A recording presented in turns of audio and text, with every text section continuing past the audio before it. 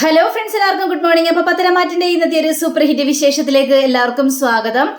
അങ്ങനെ നമ്മുടെ നവീനെ കാണിക്കുകയാണ്. അപ്പോൾ നവീനാണെങ്കിൽ ആകെ ടെൻഷൻ അടിച്ച് അങ്ങോട്ടും ഇങ്ങോട്ട് പാഞ്ഞിങ്ങ് നടക്കുക. അപ്പോഴാണ് ദേ അനിയുടെ വരവ്. അപ്പോൾ നവീനെ കണ്ടു കഴിഞ്ഞപ്പോഴേക്കും അനിങ്ങനെ മനസ്സിൽ വിചാരിക്കുകയാണ്, എൻ്റെ വായിൽ നിന്ന് നല്ല റിസൾട്ട് കിട്ടാൻ വേണ്ടി അവനിങ്ങനെ കാത്തിരിക്കുകയാണ്. ദൈവം ഇവനോടൊക്കെ ഇനിയിപ്പോൾ എന്താ പറയുക എന്നൊക്കെ ചിന്തിച്ച് നമ്മുടെ അനി അങ്ങോട്ട് കയറുകയാണ്. അപ്പം അനിയെ കണ്ടപ്പോൾ തന്നെ നവീനാണെങ്കിൽ എടാ എന്ത് പറയാൻ എടാ, ഞാൻ പറഞ്ഞ കാര്യം എന്തായി? നിന്നോട് അത് ചോദിക്കാൻ വേണ്ടിയല്ലടാ പറഞ്ഞു വിട്ടത്. എന്നിട്ട് അതെന്തായെന്ന് ആദ്യം പറ, അല്ലാതെ ചുമ്മാ എന്നെ ടെൻഷൻ എടുപ്പിക്കില്ല കേട്ടോ അനി എന്നൊക്കെ ഞാൻ പറഞ്ഞപ്പോഴേക്കേടാ ഭാഗ്യം. എടാ, ഞാൻ കൂടുതലൊന്നും സംസാരിക്കാതിരുന്നത് വളരെയേറെ നന്നായി. വളരെയേറെ നന്നായിന്നാ. എന്താ നീ പറഞ്ഞു വരുന്നത് എന്നൊക്കെ ചോദിച്ചു കഴിഞ്ഞപ്പോഴേക്കും അത് വേറൊന്നുമല്ല, ഞാനേ എൻ്റെ കാര്യം എന്ന രീതിയിൽ ഞാൻ സൂചിപ്പിച്ചു നന്ദുവിനോട്. എന്ത് സൂചിപ്പിച്ചു? ഇങ്ങനെ നിന്റെ കാര്യം പോലെയൊക്കെ ഇങ്ങനെ സൂചിപ്പിച്ചു. അപ്പൊ എന്നോട് അവൾ എന്താ ചോദിച്ചെന്നറിയാവോ? ഞങ്ങൾ രണ്ടുപേരും ഒന്നിപ്പിക്കാൻ വേണ്ടി നിനക്ക് എന്താണ് ഇത്ര ധൃതി എന്നാണ് അവൾ എന്നോട് ചോദിച്ചത്. അവളുടെ മുന്നിലേ ഞാനാകെ പകച്ചു നിന്നു പോയടാ. എന്നിട്ട് നീ കാര്യം പറ. അവള് പറയുവാണേ, അതെ, അവള് നിന്നെ ഒരു ആങ്ങളനെ പോലെ കാണുന്നുള്ളൂ എന്ന്. അപ്പൊ പിന്നെ അതിൽ കൂടുതൽ എനിക്ക് എന്തെങ്കിലും പറയാനായിട്ട് സാധിക്കോ? എടാ, ഒരു പെണ്ണ് ഒരു ആണിനെ ആങ്ങളെ പോലെ കണ്ടു കഴിഞ്ഞിട്ടുണ്ടെങ്കിൽ അവള് അത് പിന്നെ മാറ്റില്ല. ജീവിതകാലം മുഴുവനും അവൾക്ക് അവനെ ആങ്ങളെ തന്നെ ആയിരിക്കും. അതും നിനക്കറിയാവുന്ന കാര്യം തന്നെയല്ലേ. പിന്നെ നന്ദുവിനോട് എനിക്ക് കൂടുതൽ സംസാരിക്കാനായിട്ട് പറ്റുമോ? നന്ദുവിന്റെ സ്വഭാവം എന്നെക്കാളും മുന്നേ നിനക്ക് നന്നായിട്ട് തന്നെ അറിയാം. അവളെ നേരത്തെ തന്നെ അറിയുന്ന കാര്യമല്ലേ. അപ്പൊ പിന്നെ ഞാൻ കൂടുതൽ പറയേണ്ട ആവശ്യമുണ്ടോ? ഇത് വല്ലാത്തൊരു ഇതായി പോയല്ലോടാ. എനിക്ക് നന്ദുവിന്റെ സ്വഭാവമൊക്കെ അറിയാം. പക്ഷെ എൻ്റെ മനസ്സിൽ ഇഷ്ടം നിനക്ക് അവളോട് തുറന്നു പറയായിരുന്നില്ലേ? ഇവിടെ ഇങ്ങനെയൊക്കെ പറയുന്ന അവളോട് ഞാൻ എങ്ങനെയാടാ നിന്റെ ഇഷ്ടം അവളോട് തുറന്നു പറയുന്നത്? അതുകൊണ്ടാടാ ഞാനൊന്നും പറയാതിരുന്നത്. നീ എന്നോട് ഇങ്ങനെ സംസാരിക്കല്ലേ എന്നൊക്കെ ഇനി പറയുക. പറഞ്ഞപ്പോഴേക്കും ഈ കാര്യം നിന്നെ ഏൽപ്പിക്കുന്ന നേരം കൊണ്ടേ ഞാൻ തന്നെ ഏറ്റെടുത്താൽ മതിയായിരുന്നു. നീ നന്ദുവിനോട് പറയാൻ പോകുന്നോ? നീ നന്ദുവിനോട് ഈ കാര്യങ്ങളെല്ലാം പറയാനായിട്ട് ഒരുമ്പിട്ട് കഴിഞ്ഞിട്ടുണ്ടെങ്കിൽ പൊന്നുമോനെ, നന്ദു വേറെ വല്ലതും പറയും. പിന്നെ നന്ദു നിന്റെ മുഖത്ത് പോലും നോക്കില്ല. അതായിരിക്കും സംഭവിക്കാനായിട്ട് പോകുന്നത്. എടാ, ഞാൻ നന്ദുവിനോട് പറയുന്ന കാര്യമല്ല. വീട്ടിൽ ചെന്നിട്ട് നന്ദുവിന്റെ അച്ഛനോടും അമ്മയോടും ഈ കാര്യങ്ങളെല്ലാം പറയാലോ. എടാ, ഒരു ആണിന്റെ മനസ്സിലൊരു പെണ്ണിനോട് ഇഷ്ടം തോന്നുന്നൊക്കെ പറഞ്ഞത് വെറുതെ കാര്യമില്ലല്ലോ. ഒരു പെണ്ണ് ചോദിച്ചു പോയെന്ന് വിചാരിച്ച് എന്താ കുഴപ്പം സംഭവിക്കാൻ പോകുന്നത്? ഒന്നും സംഭവിക്കാനായിട്ട് പോകുന്നില്ല.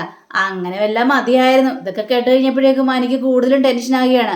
കാരണം നന്ദുവിൻ്റെ അച്ഛനോടും അമ്മയോടും ഈ കാര്യങ്ങളെല്ലാം പറഞ്ഞു കഴിഞ്ഞിട്ടുണ്ടെങ്കിൽ ഉറപ്പായിട്ടും ഇവൻ്റെയും നന്ദുവിൻ്റെയും കല്യാണം തീരുമാനിക്കും. അത് എനിക്ക് നന്നായിട്ട് തന്നെ അറിയാം. എടാ, നീ അതിലൊന്നും പോവണ്ട. എടാ, നയനേച്ചിയോട് ഈ കാര്യങ്ങളെല്ലാം പറഞ്ഞായിരുന്നു. അപ്പം നയനേച്ചി എന്നോട് പറഞ്ഞെന്നറിയാവോ? അങ്ങനെ ആലോചിക്കാനായിട്ട് പറ്റുമോ? നവീൻ്റെ അമ്മ ഒരു പിടിവാശിക്കാരിയല്ലേ. അവർക്ക് ഈ തൻ്റെയുള്ള പെണ്ണുങ്ങളെയൊന്നും ഇഷ്ടമല്ല.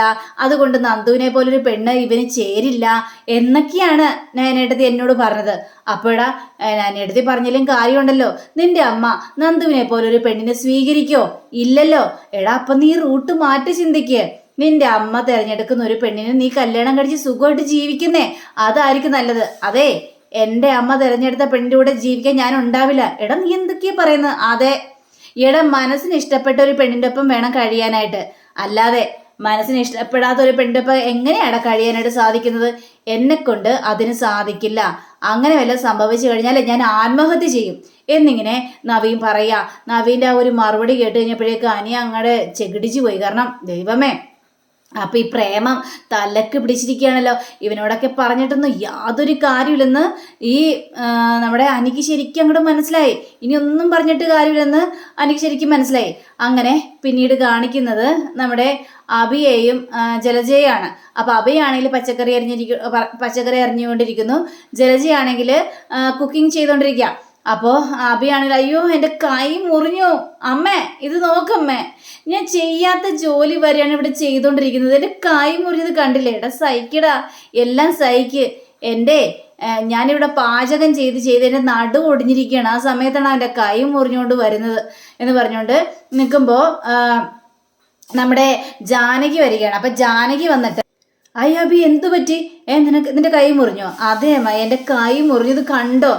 എന്തിനാ എൻ്റെ ഏട്ടത്തി ഇവനെ കൊണ്ട് ഈ ജോലികളെല്ലാം ചെയ്യിപ്പിക്കുന്നത്? ഇവൻ പച്ചക്കറിയൊക്കെ അറിയേണ്ട ആവശ്യമുണ്ടോ?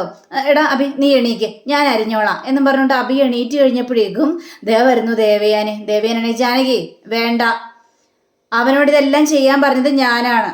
ഏതായാലും അവൻ പച്ചക്കറികളെല്ലാം അരിയട്ടെ, ജലജ കറികളെല്ലാം ഉണ്ടാക്കട്ടെ, അതാണ് ഇവർക്ക് കൊടുക്കുന്ന ഏറ്റവും വലിയ പണി. ഇതൊക്കെ കേട്ട് കഴിഞ്ഞപ്പോഴേക്കും ഇവര് മിണ്ടാതിങ്ങനെ നിൽക്കുക. അപ്പൊ ജാനകിക്ക് ഭയങ്കര സംശയം. അല്ല, ഞാനൊരു കാര്യം ചോദിക്കട്ടെ, അല്ല ഏട്ടത്തി പറയുമ്പോൾ തന്നെ ഇവർ രണ്ടുപേരും നല്ല പക്കയായിട്ട് അനുസരിക്കുന്നുണ്ടല്ലോ. അങ്ങനെ അനുസരിക്കുന്നുണ്ടെങ്കിൽ എന്തോ ഒരു കാര്യമുണ്ട് കാര്യമായിട്ട്. എന്താ, ഇതിനും മാത്രം ഏട്ടത്തിയെ പേടിക്കാനുള്ള കാരണം? അതറിഞ്ഞേ മതിയാവുള്ളു. എന്താ പ്രശ്നം എന്നൊക്കെ ചോദിച്ചപ്പോഴേക്കും വലിയൊരു പ്രശ്നമുണ്ട്. ഇപ്പൊ ജാനകി നിനക്ക് മനസ്സിലായല്ലോ ഞാൻ എന്തുകൊണ്ടാണ് ഇങ്ങനെയൊക്കെ പറയാനുള്ള കാരണമെന്ന്. അതിലൊരു കാരണമുണ്ട് ജാനകി. അതുകൊണ്ട് ഇവരിനി ഇവിടുത്തെ ജോലികൾ മുഴുവനും ചെയ്യും. നീ ഇവരെ സഹായിക്കേണ്ട യാതൊരു കാര്യമില്ല. ജോലി എടുക്കട്ടെ ജോലി എടുക്കട്ടെ. അടുക്കള പണിയൊക്കെ ഇവൻ നന്നായിട്ട് പഠിക്കട്ടെ, എന്നാലേ ചില പാഠങ്ങളൊക്കെ ഇവന് മനസ്സിലാകുള്ളൂ. നീ ഈ കാര്യത്തിൽ ഇടപെടേണ്ട ജാനകി, അത് ശരിയാവില്ല. അവർ ചെയ്യട്ടെ, നീ ഇങ്ങോട്ട് വന്നേന്ന് പറഞ്ഞുകൊണ്ട് കൈയും പിടിച്ച് വലിച്ചഴിച്ചുകൊണ്ട് ജാനകിയെ കൊണ്ടുപോവുകയാണ് ദേവയാനി. അങ്ങനെ അബിക്കാണെങ്കിൽ ആകെ കാലിയും വരുന്നുണ്ട്. അമ്മേ എന്താ അമ്മ ഇത്? എനിക്കാണെങ്കിൽ അരിശ്യം വരുന്നുണ്ട് കേട്ടോ. കാലി വന്നിട്ട് ഒരു രക്ഷയില്ലാത്തൊരവസ്ഥയിൽ അങ്ങ് നിൽക്കുന്നത് ഞാൻ. എനിക്ക് എന്ത് ചെയ്യണമെന്ന് അറിയാൻ പാടാത്തൊരവസ്ഥയാണ്. നീ അങ്ങനെ പറഞ്ഞോ. ഞാനിവിടെ ജോലി ചെയ്ത് നടുവൊടിഞ്ഞ് ഇരിക്കുകയാണ്. എനിക്കും കാലി സഹിക്കാൻ പറ്റാത്തൊരവസ്ഥയാണ്. എല്ലാത്തിനെയും ഞാനില്ലേ, നീയേ ഒരു തോക്കുണ്ടോ? എന്തിനാമ്മേ? ഞാൻ സ്വയം വെടിവെച്ച് അങ്ങോട്ട് ചാവാനാണ്. ഇങ്ങനെ ജോലി എടുത്ത് ചാവുന്നതിനേക്കാൾ നല്ലതേടാ വെടിവെച്ച് സ്വയം ചാകുന്നതല്ലേ. എന്തിനിങ്ങനെ ജീവിച്ചിരിക്കുന്നത്? ഞാൻ മാടുത്തു എന്നൊക്കെ ഇങ്ങനെ പറയാം. ഇതൊക്കെ കേട്ടുകഴിഞ്ഞപ്പോഴേക്കും അമ്മേ ഞാനൊരു കാര്യം പറയട്ടെ അമ്മേ. അതെ, ഇവിടെ എല്ലാവരും വ്രതത്തിലല്ലേ. ഈ ആദർശ് വിജയങ്ങളിലേക്ക് വരാൻ വേണ്ടി, മൂർത്തീസ് കമ്പനി വിജയങ്ങളിലേക്ക് വരാൻ വേണ്ടി എല്ലാവരും വ്രതം എടുത്തിരിക്കുകയാണ്. ആ സമയത്തെ ഞാനേ കുറച്ച് മുട്ട മേടിച്ച് വെച്ചിട്ടുണ്ട്. അവരുടെ വ്രതമൊക്കെ നമ്മൾക്ക് അങ്ങോട്ട് മുടക്കിയാലോ? നീ എന്താണ് ഈ പറയുന്നത്? അതെ അമ്മേ. അങ്ങനെ നമ്മുടെ അബി പോയി കുറച്ച് മുട്ട എടുത്തുകൊണ്ട് വരിക. മുട്ട എടുത്തുകൊണ്ട് വന്നിട്ട് അതെ നമുക്ക് ഈ മുട്ട അവിയലിടാം. ആരും അറിയാനൊന്നും പോകുന്നില്ല. അങ്ങനെ അവരുടെ വ്രതങ്ങളെല്ലാം മുടങ്ങട്ടെ. ആദർശ വിജയത്തിലേക്ക് എത്തരുത്.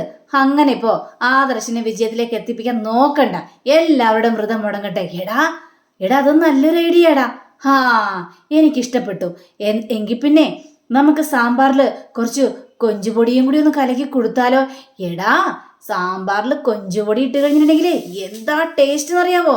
പറഞ്ഞറിയിക്കാൻ പറ്റാത്ത ടേസ്റ്റാടാ. അത്ര യമണ്ടൻ ടേസ്റ്റ് അമ്മേ. എങ്കിൽ പിന്നെ അത് മാർക്കറ്റിൽ പോയപ്പോൾ അമ്മയ്ക്ക് എന്നോട് പറയായിരുന്നില്ലേ? ഞാൻ മേടിച്ചുകൊണ്ട് വരുമായിരുന്നില്ലേ? എടാ ഇപ്പോഴല്ലേ ആ ബുദ്ധിയൊക്കെ പോകുന്നത്. ഏതായാലും എല്ലാത്തിൻ്റെ വ്രതം മുടക്കിയിട്ട് തന്നെ കാര്യം. ഇനി അങ്ങനെ അഹങ്കരിക്കാനായിട്ട് പാടില്ലല്ലോ എന്നിങ്ങനെ ചിന്തിക്കുകയാണ്. ഇവർ രണ്ട് ഇങ്ങനെ വ്രതം മുടക്കാൻ വേണ്ടി കാര്യങ്ങളെല്ലാം ചെയ്തു കൂട്ടുക. പിന്നീട് നമ്മുടെ മുത്തശ്ശനെ കാണിക്കാൻ, മുത്തശ്ശനാണെങ്കിൽ ദൈവത്തോട് ഇങ്ങനെ പ്രാർത്ഥിക്കുകയാണ്. എൻ്റെ ദൈവമേ, ഞാൻ ഇതുവരെ ഇങ്ങനെ കൈകൂപ്പി നിന്റെ മുന്നിൽ വന്ന് നിന്നിട്ടില്ല. അത്രയ്ക്കും തകർച്ചയുടെ വക്കത്ത് നിൽക്കുകയാണ് ഞാൻ. എൻ്റെ ആദർശമോൻ ഇതിൽ വിജയിക്കാനായിട്ട് കഴിയണമേ. എൻ്റെ ആദർശമോൻ ഒരിക്കലും താന്നു പോകരുത്. കമ്പനിയുടെ ഉയർച്ചയാണ് ഞങ്ങളുടെ ആഗ്രഹം എന്നൊക്കെ പറഞ്ഞുകൊണ്ട് ദൈവത്തോട് ഇങ്ങനെ പ്രാർത്ഥിക്കുകയാണ് മൂർത്തി മുത്തശ്ശൻ. അപ്പോഴാണ് നമ്മുടെ മുത്തശ്ശി അങ്ങോട്ട് വരുന്നത്. മുത്തശ്ശി വന്ന മുത്തശ്ശനോട് ചോദിക്കുകയാണ്, അതെ കഴിക്കാനൊന്നും വേണ്ടേ?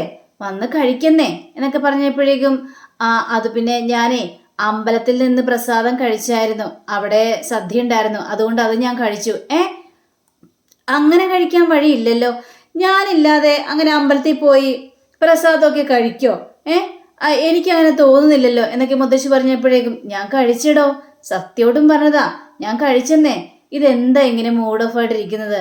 ഞാൻ ആദർശ് മോൻ്റെ കാര്യങ്ങൾ ആലോചിച്ച് ഇങ്ങനെ ഇരിക്കുകയായിരുന്നടോ.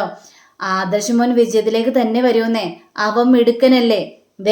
അവനല്ലേ ഈ കമ്പനിയെ ഇത്രയും ഉയർത്തിക്കൊണ്ട് വന്നത്. ശരി തന്നെയാ, അവൻ തന്നെയാണ് കമ്പനിയെ ഉയർത്തിക്കൊണ്ട് വന്നത്. പക്ഷേ ഇപ്പൊ കുറച്ച് തകർന്നിങ്ങനെ ഒരു അവസ്ഥയിൽ നിൽക്കുകയാണല്ലോ. ഉറപ്പായിട്ടും ഒരു കമ്പനിയല്ലേ നമ്മുടെ തകർന്നിട്ടുള്ളൂ. ഇനി എത്രയോ കമ്പനികൾ നമുക്കുണ്ട്.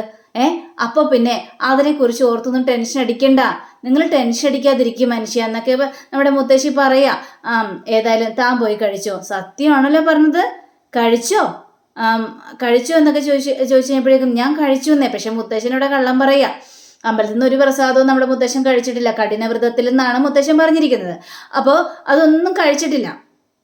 അങ്ങനെ നമ്മുടെ മുത്തശ്ശിയാണെങ്കിൽ ശരി എന്ന് പറഞ്ഞുകൊണ്ട് നേരെ പോവുക. അപ്പോൾ ഡൈനിങ് ടേബിളിൽ എല്ലാവരും വന്നിങ്ങനെ ഇരിക്കുകയാണേ. എല്ലാവരും വന്നിങ്ങനെ ഇരിക്കുമ്പോൾ അഭിയും അതേപോലെ തന്നെ ജലജയും കൂടി ഭക്ഷണമായിട്ട് വരിക. അപ്പോൾ ഭക്ഷണമായിട്ട് വന്നു കഴിഞ്ഞപ്പോഴേക്കും ഞാനന്ന് എല്ലാവർക്കും വിളമ്പട്ടെ. അതെ, ഞങ്ങൾക്ക് വിളമ്പാനായിട്ട് വരട്ടെ. ആദ്യം നീ ടേസ്റ്റ് ചെയ്യേ, എന്നിട്ട് മതി ഞങ്ങൾക്ക് വിളമ്പല്. എന്താ ഏട്ടത്തി, ഇപ്പോഴും എന്നെ വിശ്വാസമില്ലേ? ഇല്ല, തീരെ വിശ്വാസമില്ല. അതുകൊണ്ടാണല്ലോ നിന്നോട് പറയുന്നത് നീ ആദ്യം ടേസ്റ്റ് ചെയ്ത് നോക്കാനായിട്ട്, എന്നിട്ട് ഞങ്ങൾക്ക് വിളമ്പിയാൽ മതി. അപ്പോഴേക്ക് അഭിയാണെങ്കിൽ അയ്യോ ഞങ്ങളിത് മുഴുവൻ ടേസ്റ്റ് ചെയ്ത് നോക്കിയതാ, അമ്മ ഉണ്ടാക്കിയതൊക്കെ അടിപൊളിയാ, ഭയങ്കര ടേസ്റ്റാണെന്നൊക്കെ ഇങ്ങനെ പറയുകയാണ്. എന്നാലും നിങ്ങളെ ടേസ്റ്റ് ചെയ്ത് നോക്കിയാൽ മതി. പിന്നെ എടാ അഭി, ഇപ്പോൾ നവ്യ ഇവിടെ ഡൈനിങ് ടേബിളിലില്ല. നവ്യ ഉള്ളപ്പോൾ നീ ഞങ്ങളുടെ കൂടെ ഇരുന്ന് ഭക്ഷണം കഴിക്കുന്നത് കൊണ്ട് കുഴപ്പമില്ല. പക്ഷേ നവ്യ ഇല്ലാത്തപ്പോൾ ഞങ്ങളുടെ കൂടെ നീ ഇരുന്ന് ഭക്ഷണം കഴിക്കണ്ട. ഞങ്ങൾ കഴിച്ചു കഴിഞ്ഞിട്ട് നീ കഴിച്ചാൽ മതി, മനസ്സിലായല്ലോ? അത് നിന്നെ പേടിച്ചിടുന്നല്ല, നവ്യയുടെ മുന്നിൽ ചുമ്മാ പ്രശ്നങ്ങൾ ഉണ്ടാക്കണ്ട എന്നൊക്കെ വിചാരിച്ചുകൊണ്ടാണ് ഞാൻ അങ്ങനെ നിന്നോട് പറയാതിരുന്നത്, മനസ്സിലായല്ലോ? അപ്പോൾ ഞാൻ പറയുന്ന പോലെ അങ്ങോട്ട് ചെയ്താൽ മതി. അപ്പോൾ നമ്മുടെ ഈ നയനയാണെങ്കിൽ ജലജയുടെ കയ്യിലേക്ക് കുറച്ച് സാമ്പാർക്ക് ഇങ്ങനെ ഒഴിച്ചു കൊടുക്കണം. ടേസ്റ്റ് ചെയ്ത് നോക്ക് എന്ന് പറഞ്ഞിട്ടുണ്ട്.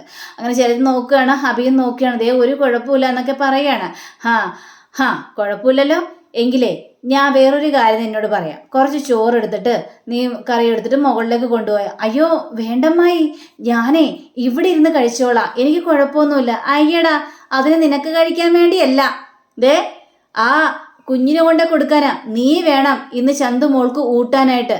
അമ്മായി എന്തൊക്കെയാ അമ്മായി പറയുന്നത്? അപ്പം മുത്തശ്ശിയാണെങ്കിൽ അതേടാ, നീ തന്നെ ആ കൊച്ചിനെ ഊട്ടണം. എടാ ദേ നിന്റെ മകളല്ലേ അത്, എന്നിട്ട് ആ കുഞ്ഞിനെ തിരിഞ്ഞു പോലും നോക്കുന്നുണ്ടോ? ഇല്ലല്ലോ.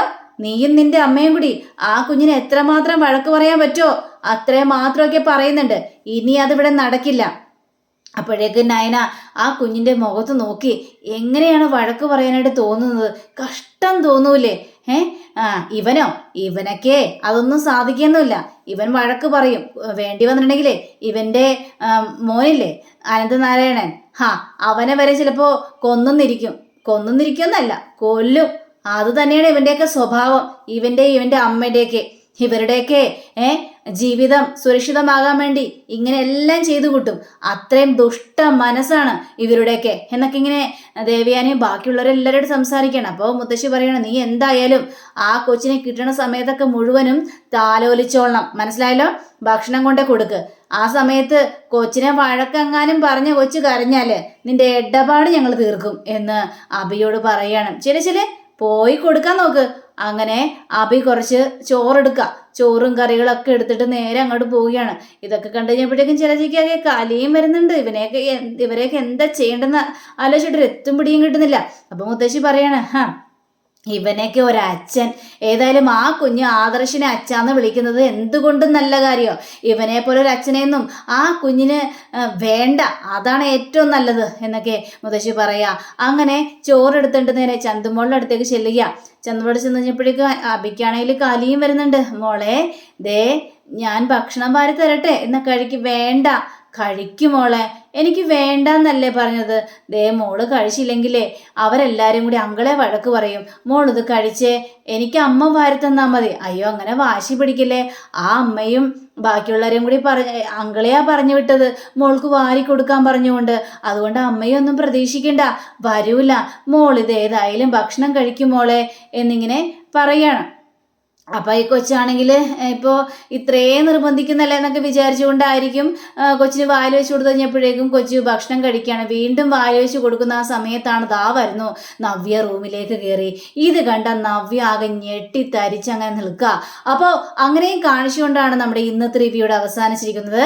അടുത്ത റിവ്യൂവിനായി കാത്തിരിക്കുക, സബ്സ്ക്രൈബ് ചെയ്യുക. എല്ലാവർക്കും നല്ലൊരു ദിനം ആശംസിച്ചുകൊണ്ട് തന്നെ നമസ്കാരം. Thank you. See you. By.